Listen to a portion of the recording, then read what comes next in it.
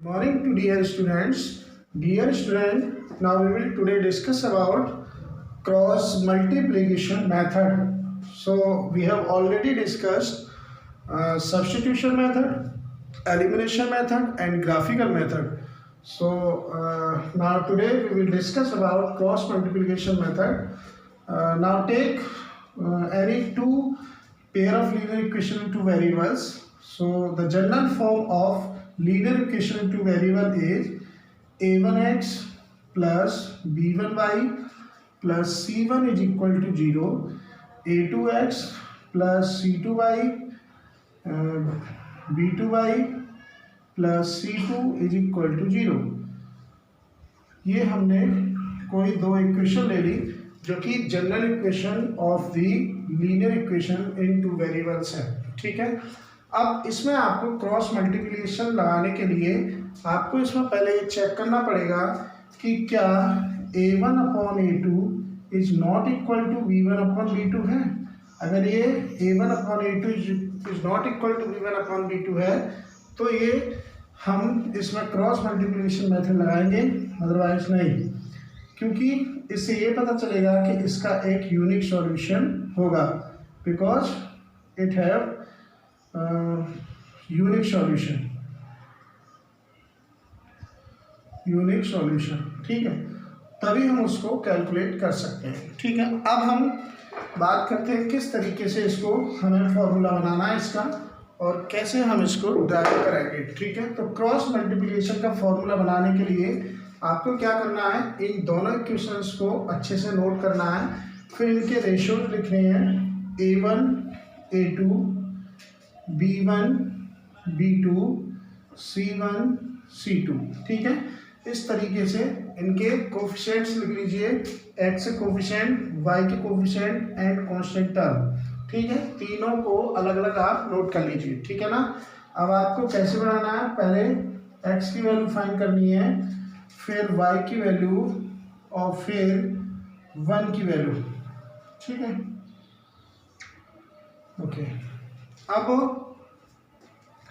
आपको क्या करना है, जब x की वैल्यू फाइंड करेंगे तो a1 अपॉन a2 वाला जो पार्ट है आप उसको हाइड कर लेंगे, छिपा लेंगे इस तरीके से। ठीक है, तो क्या चीज़ बचेगी हमारी, b1 upon b2 c1 upon c2।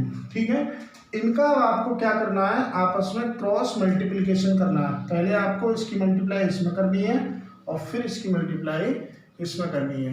ये फर्स्ट स्टेप और ये सेकंड स्टेप। ठीक है, तो इसको लिखेंगे b1 into c2 minus sign बीच में and b2 into c1। Is that clear.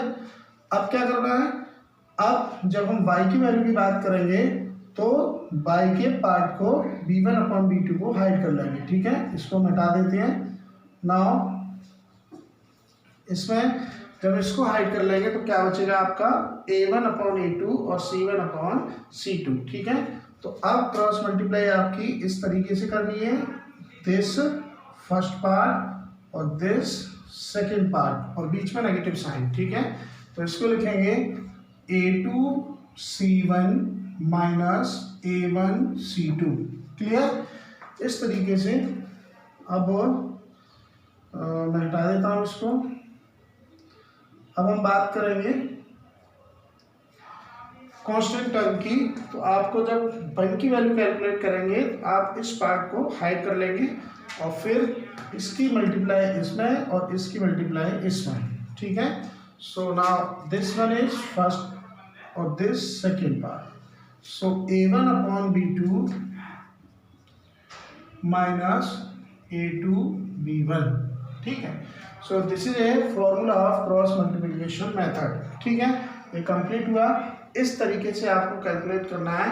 फिर से मैं आपको समझा दूं कि सबसे पहले आपको क्या करना है, सभी के कोफिशिएंट्स लिखने हैं, a1 upon a2 b1 upon b2 और c1 c2। ठीक है, जब x की वैल्यू कैलकुलेट करेंगे तो x के कोफिशिएंट को हाइड कर लेंगे, b1 अपॉन b2 इसकी मल्टीप्लाई इसमें, after that this product this, बीच में negative sign b2 into c1। ठीक है, पहले हमने स्टार्टिंग ऊपर से किया था ठीक है। फिर नीचे से, अब जब इसको हाइड करेंगे तो फिर स्टार्टिंग नीचे से करनी है और फिर ऊपर से, ठीक है। इसी तरीके से इसको जब हाइड करेंगे तो ऊपर से a1 b2 and minus a2 b1, ठीक है। इस तरीके से आपका ये फॉर्मूला कंप्लीट हुआ।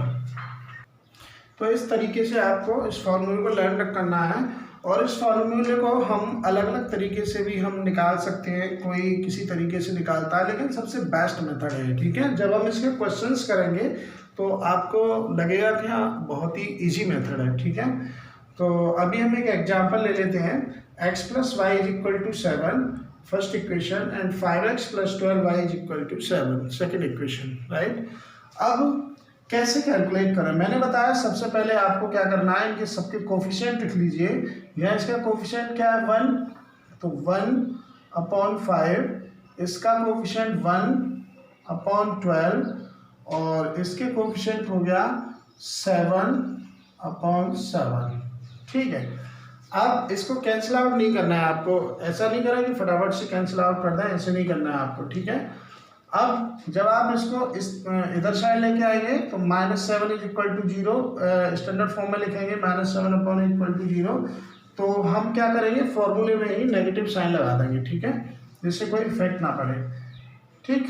अब जब हम x की वैल्यू कैलकुलेट करेंगे तो मैंने बताया इसको हाइड कर लेंगे, इसकी प्रोडक्ट इसमें 1 × 7 और माइनस साइन 12 × 7, राइट, = जब y की वैल्यू निकालेंगे तो इसको हाइड कर लेंगे।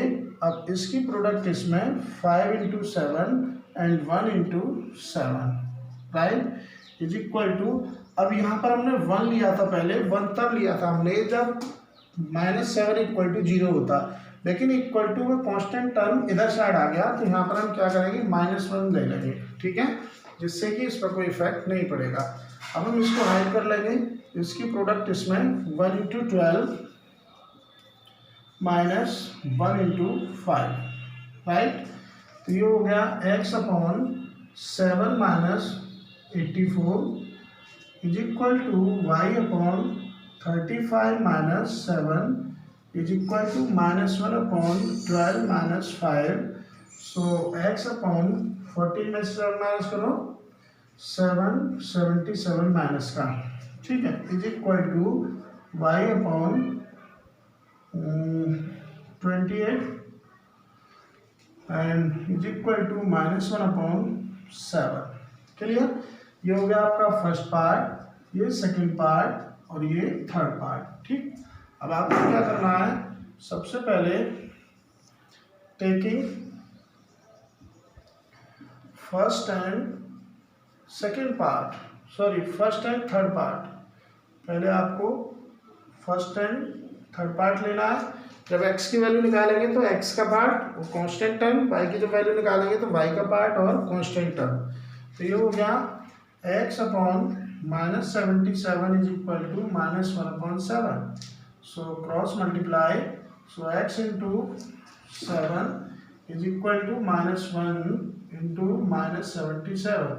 So x = -1 × -77/7. So x = 11. Clear? Now taking second and third part. So that is y/28 = -1/7. Cross multiply. So that is y × 7 = -1 × 28. So y = -1 × 28/7. 7 4s are 28. So y = -4. This is a complete answer. ठीक, इस तरीके से हमारा cross multiplication method complete हुआ। अब अगर हम इसे चेक करें कि हमारा आंसर सही है कि गलत है, तो x की वैल्यू हमारी कितनी थी 11 प्लस y की वैल्यू कितनी है -4, सो = 7। सो 11 - 4 दैट इज 7। सो 7 = 7। इस तरीके से दोनों right hand side, left hand side और LHS इक्वल हो गया किसके, RHS के। इसका मतलब ये हुआ कि हमारा आंसर बिल्कुल सही है, ठीक है। इस तरीके से आप चेक भी कर सकते हैं। ओके।